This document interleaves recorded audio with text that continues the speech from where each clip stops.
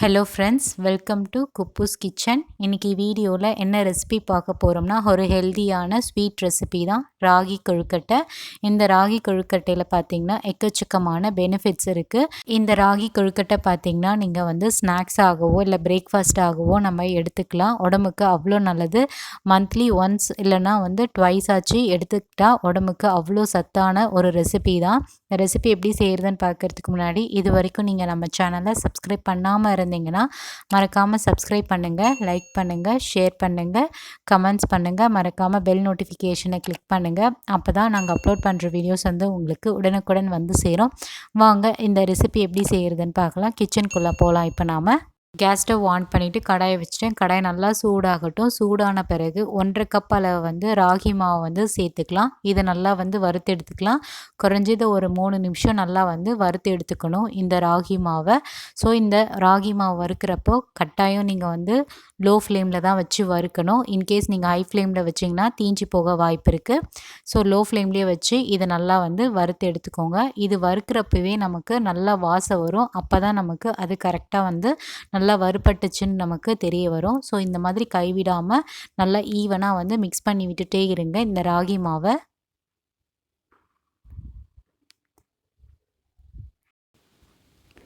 இப்போ ஆல்மோஸ்ட் நமக்கு வந்து ராகி மாவு வந்து நல்லா வறுபட்டு வந்துருச்சு. இப்போ இதை நம்ம வந்து கேஸ் ஸ்டவ் வந்து ஆஃப் பண்ணிடலாம். ஆஃப் பண்ணிவிட்டு ஒரு பிளேட்டில் கம்ப்ளீட்டாக வந்து ட்ரான்ஸ்ஃபர் பண்ணிடலாம். இது கேழ்வரகு மாவு வந்து கம்ப்ளீட்டாக ரூம் டெம்பரேச்சரில் நல்லா வந்து ஆற வச்சு எடுத்துக்கலாம். இப்போது நல்லா இதை வந்து ஸ்ப்ரெட் பண்ணி விடுங்க. இதை டிஸ்டர்ப் பண்ணாமல் நம்ம ஓரமாக வச்சிடலாம். அடுத்து நம்ம வந்து வெள்ளைக்கரைசல் வந்து தயார் பண்ணணும். நான் வந்து ஒரு கடாய் எடுத்துக்கிட்டேன். அந்த கடாய் நல்லா சூடாகட்டும். 1 கப் அளவு வந்து வெல்லம் எடுத்துக்கிட்டேன். 1.5 கப் அளவு பார்த்திங்கன்னா ராகி மாவுக்கு எனக்கு 1 கப் அளவே ரொம்ப அதிகமான ஸ்வீட்டாக இருந்துச்சு. ஸோ நீங்கள் 3/4 கப் அளவு வந்து வெல்லம் எடுத்துக்கோங்க. நான் வந்து வெல்லம் முழுகிற அளவு வந்து தண்ணியை வந்து சேர்த்துக்கிட்டேன். சேர்த்துட்டு நல்லா வந்து கைவிடாமல் மிக்ஸ் பண்ணி விடுறேன். எல்லா வெல்லமும் நல்லா வந்து கரைஞ்சி வரணும். வெல்லத்துக்கு பதிலாக நீங்கள் கருப்பட்டி இருந்தாலும் யூஸ் பண்ணிக்கலாம். அப்படி இல்லைன்னா நாட்டு சர்க்கரையை வந்து யூஸ் பண்ணிக்கலாம். அது உங்களோட விருப்பம்தான். இப்போ பார்த்தீங்கன்னா வெல்லம் வந்து கொஞ்சம் கொஞ்சமாக கரைய ஆரம்பிக்குது. இப்போ இந்த மாதிரி ஈவனாக நம்ம வந்து மிக்ஸ் பண்ணி விட்டுட்டே இருக்கலாம்.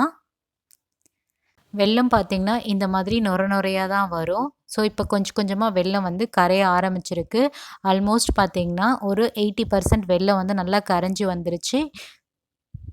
இப்போ பார்த்திங்கன்னா நல்லா முழுமையாக கரைஞ்சிச்சு. இந்த டைமில் கேஸ் ஸ்டவ் ஆஃப் பண்ணிவிட்டு நம்ம இன்னொரு பாத்திரத்தில் வந்து வடிகட்டி சேர்த்துக்கலாம். நான் வந்து வடிகட்டியை வச்சு நம்ம வெல்லத்தை முழுமையாக வடிகட்டி சேர்த்துக்கலாம். ஏன் வடிகட்டுறோன்னா வெல்லத்தில் கல், மண், தூசி இதையெல்லாம் இருக்கும். அதனால தான் நம்ம வந்து வெல்லம் தண்ணியை வந்து வடிகட்டி இன்னொரு பாத்திரத்தில் மாற்றிக்கிறோம். இப்போ நம்ம வந்து வாசத்துக்கு ஏலக்காய் தூளை வந்து சேர்த்துக்கிறேன். சிட்டிகை உப்பும் சேர்த்துக்கோங்க. நான் அதில் சேர்க்க மறந்துட்டேன். அடுத்து நான் வந்து துருவின தேங்காய் வந்து சேர்த்துக்கிறேன். இதுக்கு நான் வந்து அரை முடி தேங்காய் வந்து துருவினதை சேர்த்துக்கிறேன். தேங்காய் வந்து நல்ல ஃப்ளேவரை கொடுக்கும். ஸோ உங்களுக்கு தேங்காய் பிடிச்சிருந்தா இன்னும் கொஞ்சம் கூட சேர்த்துக்கோங்க. அடுத்து நான் வந்து 1 டேபிள் ஸ்பூன் அளவு வந்து கெட்டியான நெய் வந்து சேர்த்துக்கிட்டேன். இது எல்லாம் நல்லா வந்து கலந்து விடுவோம். இது நல்லா வந்து சூடாகட்டும் இந்த வெல்லக்கரைசல். ஸோ இதை செய்கிறப்பே நல்லா கமகமன்னு வாசம் வரும். இப்போ நம்ம வந்து வறுத்து வச்சுருந்த ராகி மாவை வந்து கொஞ்சம் கொஞ்சமாக சேர்த்துக்கலாம். கட்டி இல்லாமல் கொஞ்சம் கொஞ்சமாக சேர்த்துட்டு இந்த மாதிரி நீங்கள் வந்து மிக்ஸ் பண்ணி விடுங்க. இந்த டைமில் நீங்கள் கம்ப்ளீட்டாக லோ ஃப்ளேம்லேயே வச்சுக்கோங்க. இல்லைனா நீங்கள் ஆஃப் கூட பண்ணிடுங்க. நான் கம்ப்ளீட்டாக லோ ஃப்ளேமில் வச்சு தான் இப்போ கொஞ்சம் கொஞ்சமாக ராகி மாவு போட்டு நான் கலந்து விடுறேன்.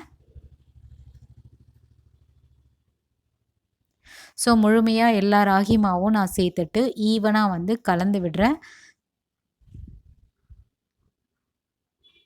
கட்டி இல்லாமல் நல்லா வந்து இந்த ராகி மாவு வந்து நம்ம கலந்து விடணும். ஈவனாக நல்லா வந்து கலந்து விடுங்க. இன்கேஸ் உங்களுக்கு தண்ணியான மாதிரி ஒரு ஃபீல் இருந்துச்சுன்னா பயப்பட வேண்டாம். நம்ம வந்து ராகி மாவை வந்து வறுத்து கூட சேர்த்துக்கலாம். ஸோ நீங்கள் இந்த மாதிரி கைவிடாமல் நல்லா வந்து மிக்ஸ் பண்ணுங்கள். மிக்ஸ் பண்ணுறப்போ ரொம்ப கடினமாக தான் இருக்கும். வேறு வழி இல்லை. இப்போ பார்த்தீங்கன்னா மாவை தொட்டு பாருங்கள். ஒட்டாமல் வந்ததுன்னா மாவு நல்லா வெந்துருச்சுன்னு அர்த்தம். இதை நம்ம ரூம் டெம்பரேச்சரில் நல்லா ஆற வச்சு ஒரு பிளேட்டுக்கு வந்து மாற்றிடலாம். கொஞ்சமாக நெய் மட்டும் கையில் எடுத்துகிட்டு இதை நல்லா வந்து பிசைஞ்சு எடுத்துக்கலாம்.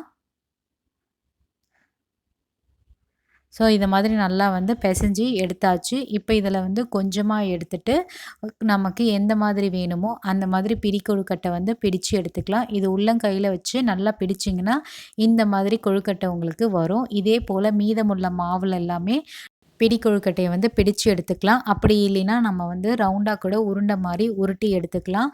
இதெல்லாம் நம்மளோட விருப்பம்தான். ஸோ இது எல்லாமே நான் வந்து ஸ்டீமர் பிளேட்டில் வந்து பிடி கொழுக்கட்டை நல்லா பிடிச்சு எடுத்து வச்சுட்டேன்.